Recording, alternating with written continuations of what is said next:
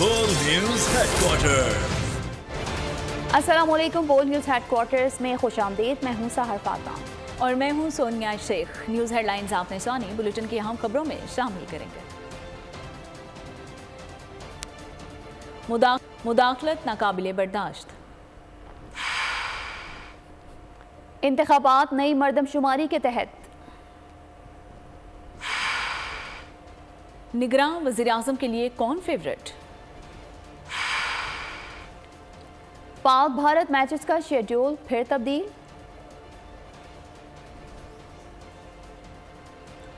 और चांद बड़ा हो गया।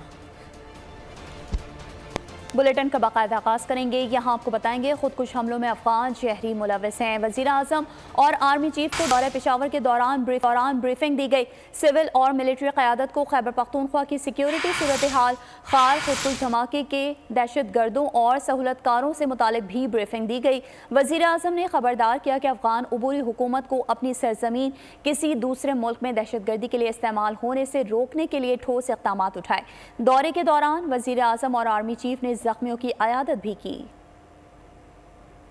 सिविल मिलिट्री क़यादत एक साथ, दहशत गर्दों से पूरी क़ुव्वत से निमटने का आज़म। वज़ीर आज़म और आर्मी चीफ का दौरा पेशावर। सिविल और मिलिट्री क़यादत को खैबर पख्तूनख्वा की सिक्योरिटी सूरत हाल पर ब्रीफिंग। खुदकुश हमलों में अफ़गान शहरी के मुलविस होने के शवाहिद से आगाह किया। वज़ीर आज़म ने खुदकुश धमाकों में अफ़गान शहरियों के मुलविस होने और पाकिस्तान दुश्मन अनासिर की कार्रवाइयों पर तशवीश का इजहार किया। वज़ीर आज़म ने दो टोक अल्फाज में कहा, अफ़गान अबूरी हुकूमत अपनी सरजमीन किसी दूसरे मुल्क के खिलाफ इस्तेमाल होने से रोके। दहशत गर्दों के बुज़दिलाना हमले दहशत गर्दी के खात्मे के लिए हमारे अज़्म को कमजोर नहीं कर सकते। कौम के ताउन से सिक्योरिटी फोर्सेस और कानून नाफिज करने वाले इदारे जिम्मेदारों को जल्द इंसाफ के कटहरे में लाएंगे। वज़ीर आज़म और चीफ ऑफ आर्मी स्टाफ ने ज़ेरे इलाज जख्मी अफराद की आयादत के लिए CMH का दौरा किया। वज़ीर आज़म ने जख्मी अफराद को खार से पेशावर मुंतकिल करने के लिए पाक आर्मी की हंगामी काविशों को सराहा।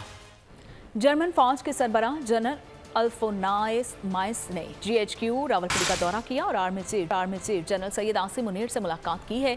ISPR के मुताबिक जर्मन फौज के सरबराह ने दहशतगर्दी के खिलाफ जंग में पाकिस्तानी फौज की कामयाबियों की तारीफ की है और कहा कि खित्ते में अमन के लिए पाकिस्तान ने जिम्मेदार मुल्क होने का सबूत दिया है। आर्मी चीफ का कहना था कि जर्मन फौज की आला सलाहियतें से इस्तिफादे के मौके मौजूद हैं। दोनों फौज में पेशा वराना महारत के तबादले में वसी मौके मौजूद हैं। पाकिस्तान खित्ते के अमन के लिए जर्मन हुकूमत के किरदार को कदर की निगाह से देखता है। इंतखाबात कब करवाने हैं, वज़ीर आज़म ने बता दिया। कहा, नई मर्दमशुमारी के तहत ही इंतखाबात हो जाने चाहिए।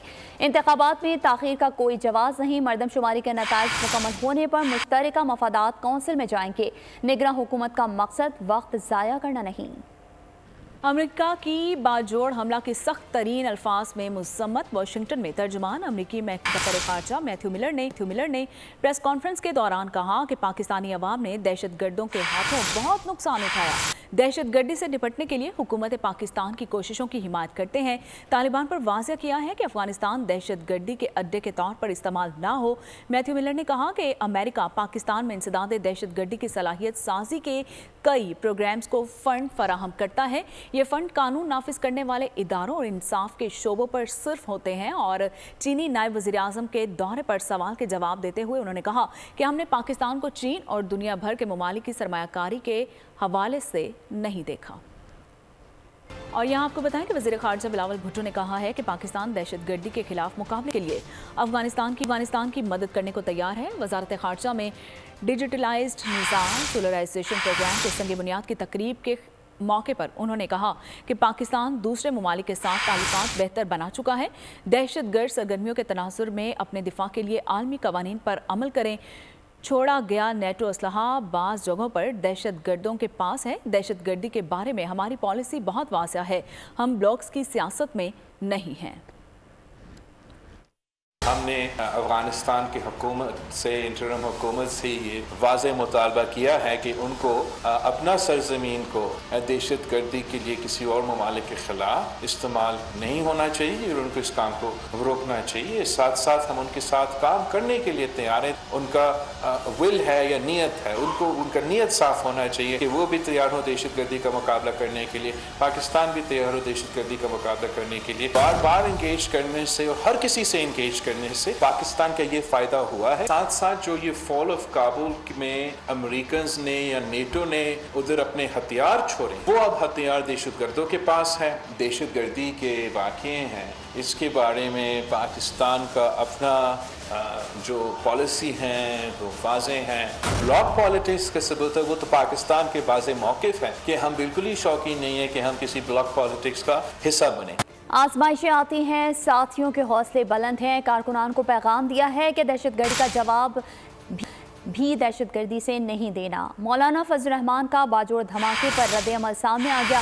अस्पताल में जख्मी कारकुनान की आदत के बाद मीडिया से गुफ्तगू में कहा, जिन्होंने टारगेट किया उन्होंने जिम्मेदारी कबूल की है। असलहे की जंग को गैर शरई करार देते हैं। किसी को हक नहीं बेगुनाह मुसलमानों का खून बहाए। पॉइंट स्कोरिंग नहीं, सियासी अमल पर यकीन रखते हैं। इस पर सियासत नहीं करनी चाहिए। आजमाइशें हैं, कौमों पे आती हैं। हमारे साथियों ने बड़े हौसले के साथ इस आजमाइश का मुकाबला किया है। इस हादसे के बावजूद उनके हौसले बहुत बुलंद हैं। जिन्होंने टारगेट किया है उन्होंने जिम्मेदारी भी कबूल की है। असलहे की इस जंग को पाकिस्तान में गैर शरई करार देते हैं और कुछ लोगों को कोई हक हासिल नहीं है कि वो एक मुसलमान का खून बहाए। हमें इस पर कोई स्कोरिंग नहीं करनी चाहिए। हम सियासी अमल पर यकीन रखते हैं। दलील की बुनियाद पर ये जंग हम जीतेंगे। बेगुनाह मुसलमानों का खून बहा रहे हैं और उस पर फख्र कर रहे हैं, उनके लिए शर्म का बायस होना चाहिए। आगे बढ़े और आपको बताएं कि पाकिस्तान ने 3 जंगें लड़ी हैं। जंग किसी मसले का हल नहीं। पाकिस्तान एक एटमी मुल्क है, मगर ये अपने दिफा के लिए है। ऐसा कहना था वज़ीर आज़म शहबाज शरीफ का। तकरीब के खिताब में उन्होंने कहा कि बदगुमान लोगों की करप्शन को नज़रअंदाज किया गया। नैब भी लोगों को सियासी इंतकाम का निशाना बना रहा है। As it is that this has been a journey of 75 years, it has been mentioned that we have with us deposits worth $6 trillion. Imagine, and yet where we stand today. Recordec, another case in point. Look at what NAB has done to this entire system. आज बदकिस्मती से माशरे में जहर घोल दिया गया है। उसकी वजूहात हम सबको इल्म है, उसमें मुझे इस वक्त नहीं जाना। क्या इस तकसीम और इस हाल में हम इस पर अमल पैरा होंगे और इससे नताइज हासिल करेंगे? नहीं। Army chief general Syed Asim Munir ने मुल्की मुआशी मसाइल के हल का अज़्म दोहरा दिया। पाकिस्तान मिनरल समिट से खिताब में सिपा सालार का कहना था, मादनियाती प्रोजेक्ट्स आवाम की तरक्की का जीना है। सरमायाकार पाकिस्तान में छुपे खजानों के दरियाफ्त में किरदार अदा करें। अमन और खुशहाली के रास्ते पर गामजन रहना ही इस्तकामत है। कभी उम्मीद का दामन नहीं छोड़ना चाहिए। यह हमारा मुश्तरका अज़्म रहा तो फिर आसमान की बुलंदियाँ हमारी हद और वुसअतें हमारी मुंतज़िर हैं। हमारी मौशरती जिम्मेदारी है कि मिलकर मुल्क की मईशत में किरदार अदा करें। मादनियात प्रोजेक्ट्स आवाम की तरक्की का जीना है। बैरूनी सरमायाकार पाकिस्तान में छुपे खजानों की दरियाफ्त में किरदार अदा करें। Army chief general Syed Asim Munir का पाकिस्तान मिनरल समिट से खिताब। सिपाह सालार ने कहा, जरा अपने मुल्क पर नजर तो डालें। बर्फ पोश पहाड़ों से लेकर सहराओं की वुसअत तक, साहिली पट्टी से मैदानी इलाकों तक, इस सरजमीन में क्या कुछ नहीं है। अमन और खुशहाली के रास्ते पर गामजन रहना ही इस्तकामत है। कभी उम्मीद का दामन नहीं छोड़ना चाहिए। ये हमारा का आज़म रहा तो फिर आसमां की बुलंदियां हमारी हद और वुसअतें हमारी मुंतज़िर हैं। हमारी मुआशरती जिम्मेदारी है कि मिलकर मुल्क की मईशत में किरदार अदा करें। आर्मी चीफ ने कुरानी हवाला दिया। कहा, सूरह रहमान में अल्लाह करीम ने फरमाया, और तुम अपने रब की कौन कौन सी नेमतों को झुटलाओगे। उन्होंने वाज़े किया, अल्लाह उनकी मदद करता है जो खुद अपनी मदद आप करते हैं। जनरल सैयद आसिम मुनीर ने सूरह बकरा की आयत 155 और 156 की तिलावत भी की। आयत का तर्जुमा है, और हम जरूर तुम्हें खौफ और भूख और जानो माल और समरात से आजमाएंगे। उन पर जब कोई मुसीबत पड़ती है तो कहते हैं बेशक हम अल्लाह की तरफ से हैं और हमें उसी की तरफ लौट कर जाना है। सिपा सालार ने अल्लामा इकबाल का शेर भी पढ़ा, तेरे दरिया में तूफान क्यों नहीं है, खुद ही तेरी मुसलमान क्यों नहीं है, अफ्स है शिकवा है तकदीर यज़दा, तो खुद तकदीर यज़दा क्यों नहीं है। सऊदी अरब ने पाकिस्तान में मादनियात की दरियाफ्त समेत थरकोल प्रोजेक्ट समेत मचारी ट्रांसमिशन लाइन, शाइन, शमसी ओपन बिजली मंसूबों में सरमायाकारी में दिलचस्पी जाहिर की है। सऊदी अरब के नायब वजीर बराए कानकुनी सन्नत और मादनियात खालिद बिन सालेह की वफ्द के हमरा वजीर आज़म और वफाकी वजीर खुर्रम दस्तगीर से मुलाकात। वजीर आज़म शहबाज शरीफ से सऊदी अरब के नायब वजीर बराए कानकुनी सनत और मादनियात खालिद बिन सालेह अल मतफर की वफ्द के हमरा मुलाकात। वजीर आज़म ने सऊदी वजीर को यकीन दहानी कराई कि पाकिस्तान में सरमायाकारी करने वालों को न सिर्फ निगरान हुकूमत बल्कि आइंदा मुंतखब हुकूमत भी सहूलियात फराहम करेगी। मुल्क में बैरूनी सरमायाकारों की सहूलत के लिए खुसूसी सरमायाकारी सहूलत कौंसिल का क़याम अमल में लाया गया है। सऊदी वजीर ने इस मौके पर कहा कि सऊदी हुकूमत मादनियात में मौजूद वसी मौके में सरमायाकारी की गहरी दिलचस्पी रखती है। वफाकी वजीर इंजीनियर खुर्रम दस्तगीर से मुलाकात में सऊदी वजीर ने थर के कोयले में सरमायाकारी में भी दिलचस्पी जाहिर की। सऊदी वफ्द को बिजली पैदावारी मंसूबे, मिटियारी ट्रांसमिशन लाइन, शमसी और पन बिजली मंसूबों पर ब्रीफिंग दी गई। निगरान वज़ीर आज़म कौन हो, हुकूमती इत्तेहाद ने सर जोड़ लिए। नवाज शरीफ, शहबाज शरीफ और आसिफ अली जरदारी में मुशावरत, 5 नामों पर मुशावरत शुरू कर दी। निगरान वज़ीर आज़म का मामला इसी हफ्ते में तय किया जाएगा। ज़राए का कहना है कि तजवीज़ करदा नाम चारों सूबों से ताल्लुक़ रखते हैं। 3 हतमी नामों पर शहबाज शरीफ, बिलावल भुट्टो जरदारी और मौलाना फजल रहमान बाकी क़यादत से रब्ता करके फैसला करेंगे। मुशावरत के बाद नाम वज़ीर आज़म शहबाज शरीफ को भेजा जाएगा।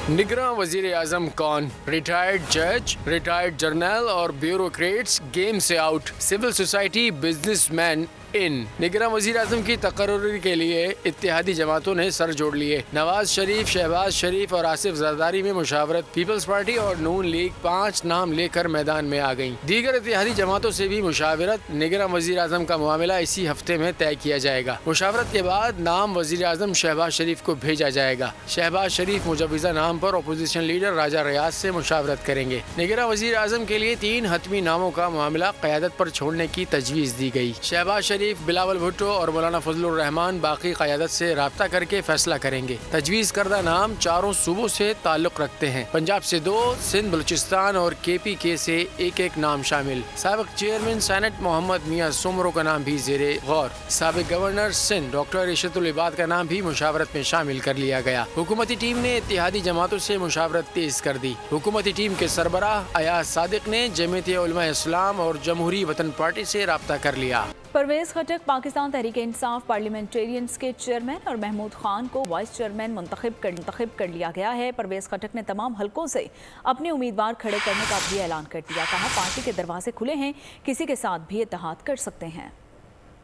परवेज खटक PTI पार्लियामेंटेरियंस पार्टी के चेयरमैन जबकि महमूद खान वाइस चेयरमैन मुंतखब कर लिए गए। पेशावर में Pakistan Tehreek Insaf parliamentarian core committee का परवेज खटक की ज़ेर सदारत इजलास हुआ। कोर कमेटी ने ज़ियाउल्लाह खान बंगश को पार्टी का इंफॉर्मेशन सेक्रेटरी नामजद कर दिया। इस मौके पर परवेज खटक ने ऐलान किया कि इंतखाबात में PTI पार्लियामेंटेरियंस तमाम हलकों से अपने उम्मीदवार खड़े करेगी। पार्टी के दरवाजे खुले हैं, किसी के साथ भी इत्तेहाद कर सकते हैं। चेयरमैन परवेज खटक ने ऐलान किया कि इंतखाबात की तैयारी के लिए 19 अगस्त से नौशहरा में पहला जलसा मुनक्किद करेंगे। कोर कमेटी ने मंजूरी देते हुए एलामिया भी जारी कर दिया। और यहाँ आपको बताएंगे पाकिस्तान तहरीक इंसाफ से कई रहनुमा फारिग हो चुके हैं। साबिक़ वज़ीर आला पंजाब उस्मान बुज़दार समेत 22 साबिक़ अरकान असम्बली को पार्टी से निकाल दिया गया, जबकि साबिक़ MNA सरदार मोहम्मद खान लगारी और खुसरो बख्तियार की बुनियादी रुकनियत भी ख़त्म कर दी गई।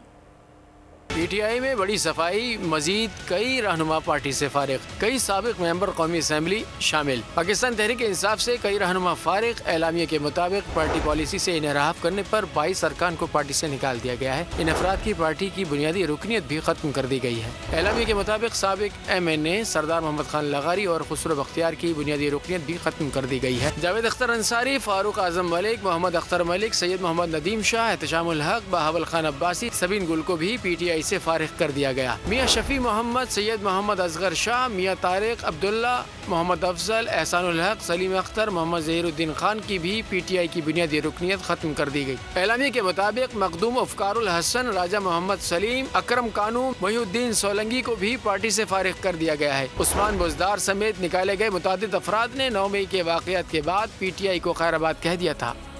यहाँ आपको बताएंगे साबिक वजीर फवाद चौधरी ने कहा है कि चेयरमैन PTI नवाज शरीफ और इस्टेब्लिशमेंट के दरमियान मिसाक़ी जमहूरियत किया जाए। इस वक्त सूरत हाल मामूल के मुताबिक नहीं है। इलेक्शन से कहीं ज़्यादा अहम है कि मुल्क के हालात मामूल के मुताबिक लाए जाएँ। इस वक्त इंतखाबात का जो सवाल है वो इसलिए ज़्यादा उसकी अहमियत नहीं है कि ये इलेक्शन जिस माहौल में होंगे उसको मानेगा कौन।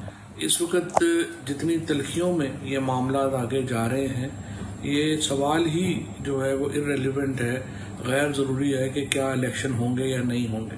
इलेक्शन अव्वल तो होंगे नहीं, सवाल ही पैदा नहीं होता कि इस हालात में इलेक्शन हो। अगर हो भी गए उनकी कोई लेजिटिमेसी नहीं होगी, उनकी कोई कानूनी हैसियत नहीं होगी, उसको कोई मानेगा ही नहीं। जो जमहूरियत है उसके लिए मुआशरे में, मुल्क में एक नॉर्मल आपको सिचुएशन बनानी होती है। पेट्रोल 19 रुपये 95 पैसे, डीजल 19 रुपये 90 पैसे महंगा कर दिया गया। कीमतों में इजाफे का ऐलान वजीर खजाना इसहाक डार ने न्यूज़ कॉन्फ्रेंस में किया। इजाफे के बाद पेट्रोल की नई कीमत 272 रुपये 95 पैसे और डीजल की नई कीमत 272 रुपये 40 पैसे हो गई है। हम सबको मालूम है ये जो एक हमारे इंटरनेशनल कमिटमेंट्स हैं IMF के साथ पेट्रोलियम डेवलपमेंट लेवी के हवाले से, अगर वो ना होती तो एक ही फिर रास्ता था कि उसको कुछ उसमें कमी करके तो इस को या पार्शली या फिर जितना भी टाइम से इजाजत देते उसको हम एडजस्ट करते और कम जो है इंक्रीज की अनाउंसमेंट करते। लेकिन हम IMF के प्रोग्राम में हैं, सबको पता है स्टैंड बाय एग्रीमेंट है, सामने रखते हुए जो इस वक्त यही जरूरी है कि जो मिनिमम जो कैलकुलेट हुई है रात इंक्रीज वो पास की जाए और इस तरह हाई स्पीड डीजल की कीमत में 19 रुपये 90 पैसे का इजाफा किया जा रहा है, जिसके बाद नई कीमत जो 273 रुपये 40 पैसे होगी और पेट्रोल की कीमत में 19 रुपये 95 पैसे का फी लीटर इजाफा करके इसकी जो कीमत है वो 272.95 रुपया होगी। ये फौरी तौर पे अब नाफजुल अमल होगी। सुप्रीम कोर्ट ने मिलिट्री कोर्ट में सिविलियंस के ट्रायल के खिलाफ केस में फुल कोर्ट बनाने की दरख्वास्त पर फैसला महफूज कर लिया। अदालत उज़्मा फैसला आज सुनाएगी। दौरान समाअत अटॉर्नी जनरल ने फौज की जेर हिरासत 102 अफराद के नाम जमा करा दिए। कौन सा मुलजिम किस फौजी तनसीब पर हमले में मुलविस है, तफसीलात भी पेश कर दी। जस्टिस मुज़ाहिर नकवी ने इस्तफसार किया किस बुनियाद पर 102 मुलजिमान का इंतखाब किया गया। अटॉर्नी जनरल ने तमाम गिरफ्तार मुलजिमान के खिलाफ बराह रास्त शवाहिद मौजूद हैं। एतजाज़ एहसन और सलमान अकरम राजा ने फुल कोर्ट की दरख्वास्त की टाइमिंग पर एतराज़ उठा दिया।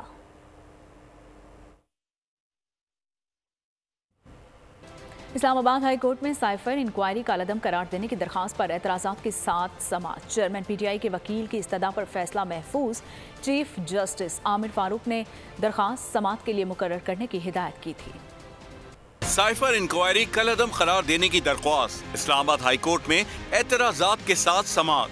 चेयरमैन PTI के वकील की इस्तदा पर फैसला महफूज कर लिया। चीफ जस्टिस आमिर फारूक ने दरख्वास्त समाअत के लिए मुकर्रर करने की हिदायत की थी।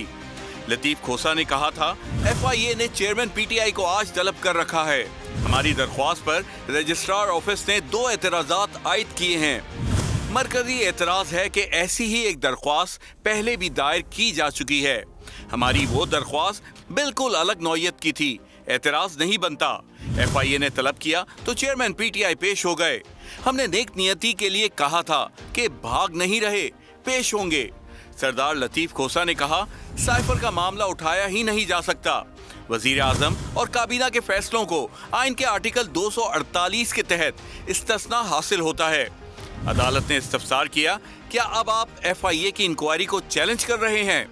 लतीफ खोसा ने जवाब दिया, जी बिल्कुल, चेयरमैन पीटीआई जिस दिन एफआईए में पेश हुए इसी दिन नया नोटिस भेजा गया। इससे ज्यादा बदनीयती क्या हो सकती है? चीफ जस्टिस ने मुकालमा किया, अभी तो आपकी दरख्वास्त को एतराजात के साथ सुन रहे हैं। रिकॉर्ड मंगवा कर देख लेता हूँ, फिर एतराजात दूर कर देता हूँ। अदालत ने रजिस्ट्रार ऑफिस के एतराजात दूर करने की इस्तदा पर फैसला महफूज कर लिया। इस्लामाबाद की अदालत में तोशाखाना केस की समाअत हुई। चेयरमैन पीटीआई अदालत के तलब करने पर पेश हुए। दौरान समाअत अदालत से गैर मुतालिका अफराद को निकाल दिया गया। मखसूस सहाफ़ियों और वकला को कमरा अदालत में दाखिले की इजाज़त दी गई। दौरान समाअत चेयरमैन पीटीआई ने 35 सवालात पर मबनी 342 का बयान रिकॉर्ड करवा दिया। अदालत ने 35 सवालात के जवाबात पर दोबारा नजर डालने की हिदायत कर दी। डिस्ट्रिक्ट एंड सेशन जज हिमायू दिलावर ने केस की समाअत में वक्फा कर दिया। जज हिमायू दिलावर अपने चैम्बर में चले गए। चेयरमैन पीटीआई कमरा अदालत में ही अपने वकला के हमरा बैठ गए।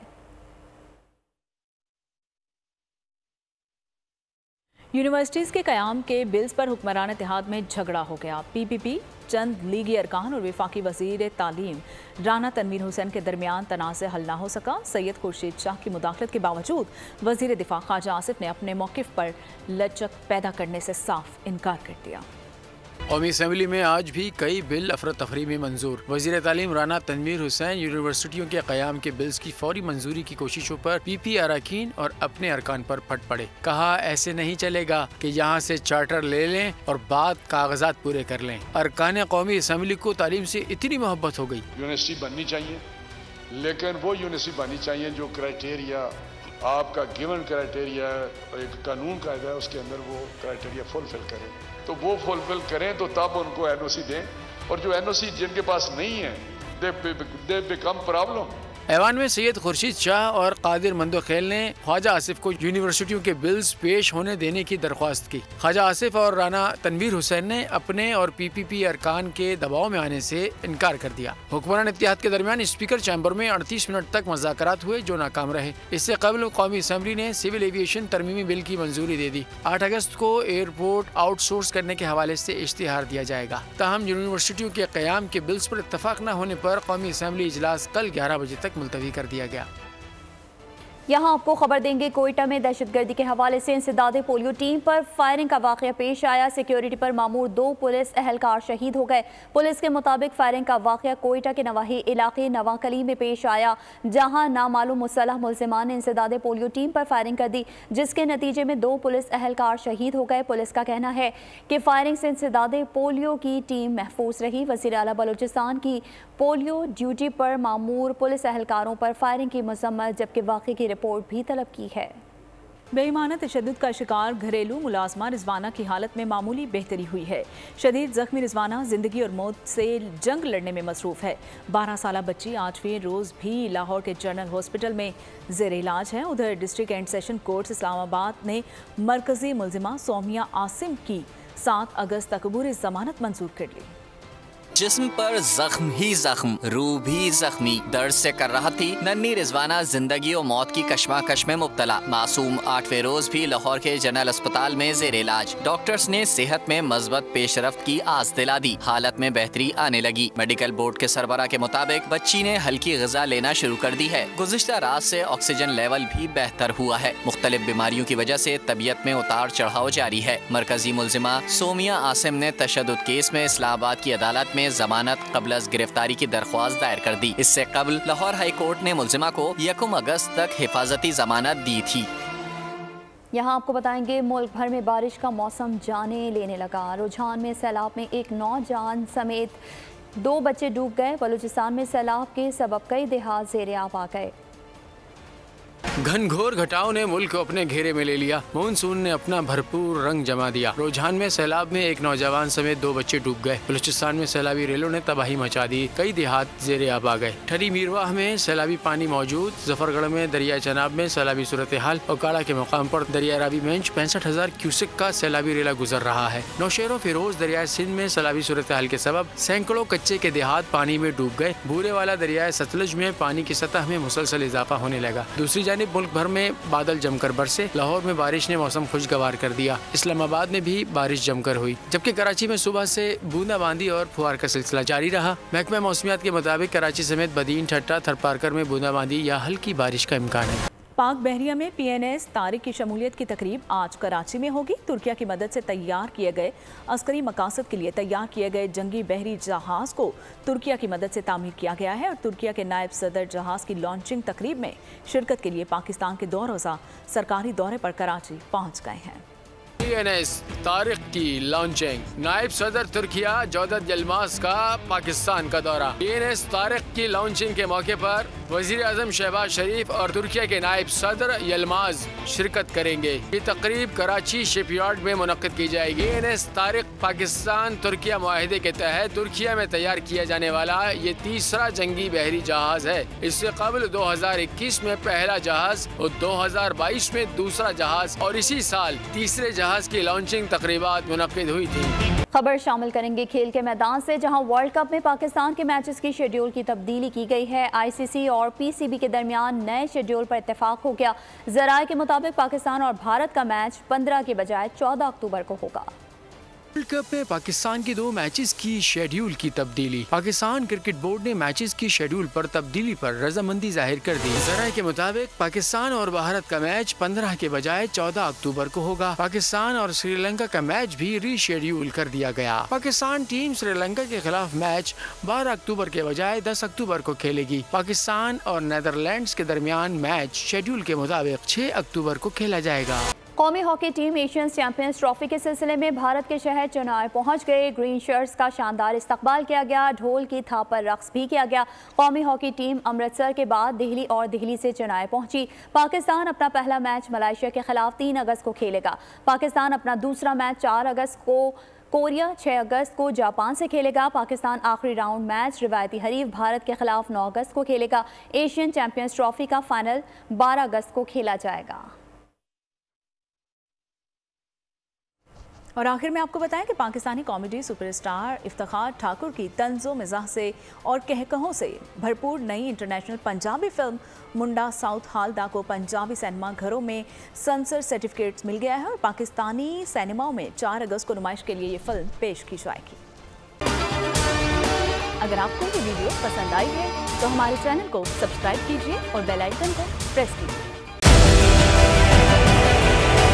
डिजिटल लोन स्कैम, आवाम को कर्जों के जाल में फंसाकर लूटने वाले भेड़िए बेनकाब। बोल की काविशें बारावर साबित हो गईं। ऑनलाइन कर्ज माफिया के गिर्द घेरा तंग हो गया है।